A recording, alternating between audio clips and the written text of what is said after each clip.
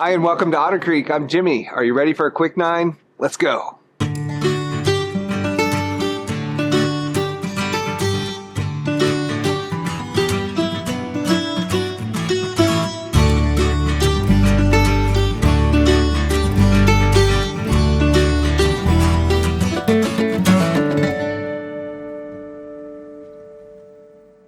Welcome to this edition of Quick Nine, and we are joined by the one and only Tom Kite. Tom, it's wonderful to have you here. Jimmy, nice to be with you. You know the premise, so let's get on with the questions. All right. Here we go. Question number one is about memories, and I know that you would have a lot of memories, great ones.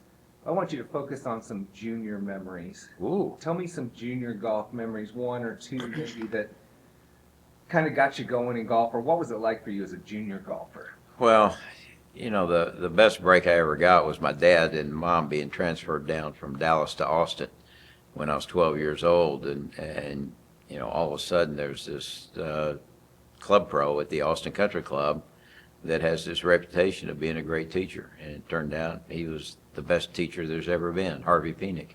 And from the time I was 12 years old till the time Harvey passed away, I had the great knowledge of that. So as a kid growing up, it was just, it was awesome. And of course, I had grown up early on in Dallas and had been out to the Dallas Open, which is now the Byron Nelson Classic, and been over to Colonial and watched the pros. So, I'm 12 years old, and I knew I was going to be on the PGA Tour, or at least that was the thought. And I come down to Austin, and Dad schedules a lesson, my first lesson with Mr. Penick, and we go out and we walk out of the pro shop and jump in a cart. We're driving up to the driving range, and Mr. Penick says, what do you want to do with your golf? And I said, Mr. Penick, I'm going on the PGA Tour. And he looks at me and he says, well, why don't we try to make the junior high golf team first? Kind of keep everything in perspective. Let's make the junior high golf team, then we'll make the high school golf team, then maybe we'll get a college opportunity to play at school, and we'll make that, and somewhere down the line, PGA Tour may be in it, may show up. Okay, for question number two, a lot of studies out there that there are a lot more ladies coming to the game of golf right now, and I wondered if you would share some memories of some LPGA pairings or the Wendy's tournament that you've played in the past.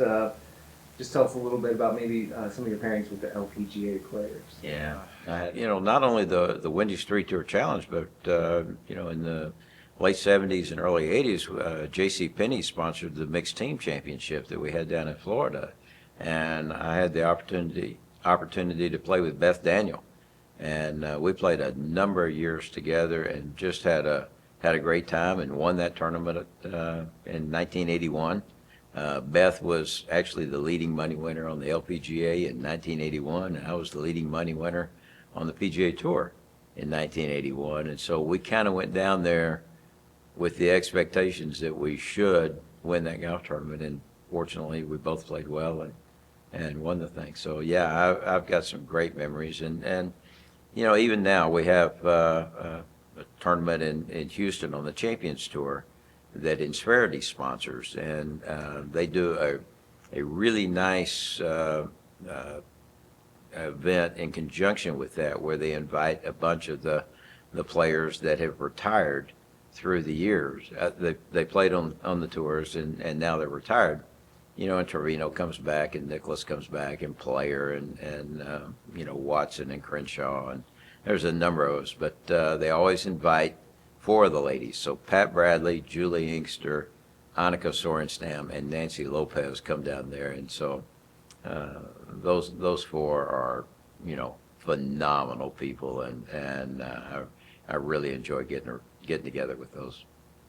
As for number 3, give us your impressions of Columbus, Indiana. Oh my gosh, I'd heard about this town for a long time. I love architecture, and especially contemporary architecture. I've always been a big fan of that, and have studied it a little bit. If I hadn't gone into golf, I would have been an architect. There's no question about it. So, I'd heard about Columbus and had an opportunity to come up here and my wife has some cousins that live here in Columbus, and they always told us to come up and experience the town. And golly, we had a chance, probably, I guess maybe 4 years ago, 5 years ago, we came up here and got a tour of the town and got to go in some of the iconic buildings that Columbus has. Every time I come into this town, I love it. I love the bridges. I love the artwork. I love everything about the architecture in this town. Mr. Miller did a great job in promoting this town, and it's a wonderful place. All right, so for number 4, we'll focus on current Otter Creek.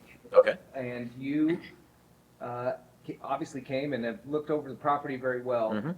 On that Robert Trent Jones 18, what is your favorite hole as it stands right now? Jimmy, I'm always hesitant to name a favorite hole on a golf course, because really, when a golf course is great, it's a blend of things and how they work together. You have easy holes and hard holes and dramatic holes, and not every hole out there can be a postcard. And when you sit there and say this is your favorite hole, that almost implies that you have your least favorite hole, and nobody wants to be the least favorite of anything. So I'm always hesitant to do that. But the golf course itself is terrific, and it's got a great blend of holes, but the par threes are really special out here. They really are. There's some really cool par threes. So I would say those 4 holes are probably my favorites. All right, number 5 is, I want to know what motivates Tom Kite as a golf course architect. What part of golf course architecture is really motivating to you? I thought that as my career kind of started curtailing toward the end, that I would really get into golf course architecture, and I had a number of projects that I was involved with and designed, and some of them working with other people, some of them by myself, and had a really nice run there. And then my first wife got sick, and ultimately she lost a battle with cancer, and while she was battling cancer, and for a few years after that, I just got out of the golf course design business. Busy taking care of her, and my focus got distracted away from golf course architecture, and so now here I am in my 70s, and all of a sudden I've had the opportunity to get involved with a couple of projects, a couple of new projects, and did a redesign on a wonderful old A.W. Tillinghast golf course up in New Jersey. And obviously we're still working a little bit on Liberty National up in New Jersey as well. And then all of a sudden this opportunity to come to Indiana came up, and I'm just so excited about it. To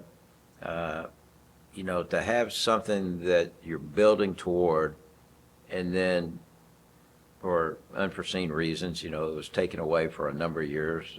About 10 years I was out of the design business, and now it's like, golly, I can't get enough of this. It is, just the opportunity to go out and create. It's somewhat like playing golf.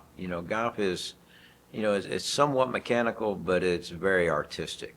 And this is kind of the same thing. There's a lot of things that have to happen to make a golf course function well, but it's a lot of artistry as well. And I'm just having a blast doing this. It's to be able to go home and start drawing greens plans and start thinking about how these holes are going to lay in here, and take advantage of the features, that the natural features that are all over this property. is something we're really excited about. All right, Tom, number 6, we've talked about current Otter Creek. Tell us how Otter Creek will change in the next 3 years under your design. Well, I think anything that's 60 or 70 years old probably needs to be updated a little bit. And I think anybody that plays golf now knows that the game has changed substantially with the equipment and with the fitness that everybody's using to get better at the game. We're getting more and more people into the game, beginners, ladies, juniors, and yet we've got the high-end players that are there. Otter Creek forever had a reputation as the best golf course in Indiana. That's probably not the case right now. Obviously, there have been a number of really, really good golf courses that have been built in Indiana, so the bar has been raised up. But I think Billy Fuller and Eric Belgum and myself, the team that's working on the design, our goal is to get Otter Creek back to the reputation that it had. To that end, you've got to make it demanding and challenging for the best players in the game.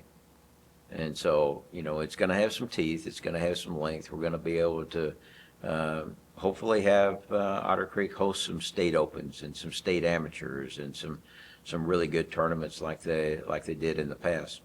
On the other hand, it's a public golf course. And as I said, there are a lot of people, as we mentioned, the ladies are really coming into the game. There are a lot of juniors that are playing.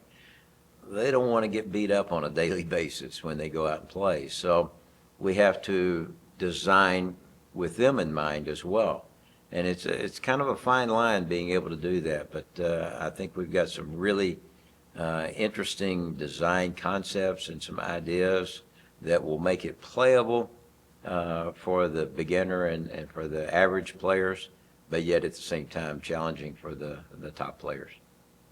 Outside of golf, now, for those moments, Mm-hmm. what kind of hobbies do you like to pursue? I've got kids and grandkids, and grandkids are kind of hard to call them a hobby, but we try to spend as much time as we can with them. None of my kids live in Texas. They're all, my daughter's in Alabama, one of my sons is in South Carolina, and the other one's in New York. And so, trips to see them is a huge part of our life right now. We really try to make sure we get over to the East Coast and get to visit with those kids as much as possible. Okay, so for number 8 is a question we ask everybody. Sometimes it's the easiest, sometimes it's the hardest. But tell us what's your favorite menu item here at Otter Creek. Matter of fact, just had it just a few minutes ago. The patty melt out here is awesome. I mean, it is really, really good, and they do a terrific job. The grilled onions on there with a little mustard doesn't get much better than that. All right, Tom, final question, number 9, and it's kind of a hard one to put into words, but tell us, if you can, in a word, what does golf mean to you, or what do you feel when you're playing golf? In my particular case, it'd be love affair. I love everything about the game. It's been my life. It's been my passion. It's given me opportunities to go places, to meet people, to experience things that most people can't even dream about. So it's a love affair. Well, this has been a dream for me to sit down with you. Thank you, for Jimmy. a quick night. It's been Thanks, fun. Tom. Appreciate it. Did we break par? Okay, so great job.